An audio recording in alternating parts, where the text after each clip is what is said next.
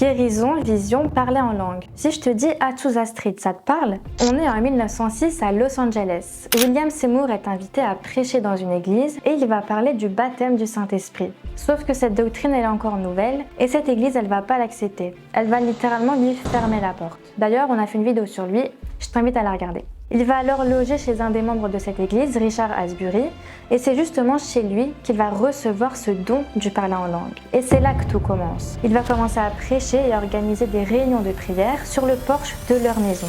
Rapidement, la foule s'y rassemble, elle l'écoute et surtout, elle expérimente le fameux baptême du Saint-Esprit. La rumeur va se répandre à tel point qu'il n'y aura plus de place dans la rue pour accueillir tout le monde. Du coup, qu'est-ce qu'ils vont faire? Ils vont déménager. Ils vont déménager où? Azusa Street. On y arrive enfin. Et c'est précisément au 312 Azusa Street qu'ils s'installent. C'est un immeuble abandonné qui était à la base une église, c'est devenu un entrepôt, une écurie et même un magasin. Et là, ça allait être le QG de ce réveil spirituel. Les gens s'y rassemblent par centaines. Le jour comme la nuit, les réunions se font de manière spontanée. Rien n'est organisé, tout se fait par l'esprit. Et en parlant d'esprit, il agit.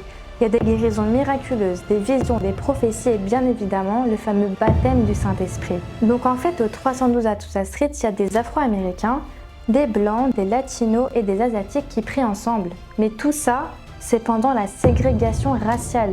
Est-ce que tu te rends compte? Et c'est justement ce fameux réveil qui va permettre que le pentecôtisme atteigne le monde entier.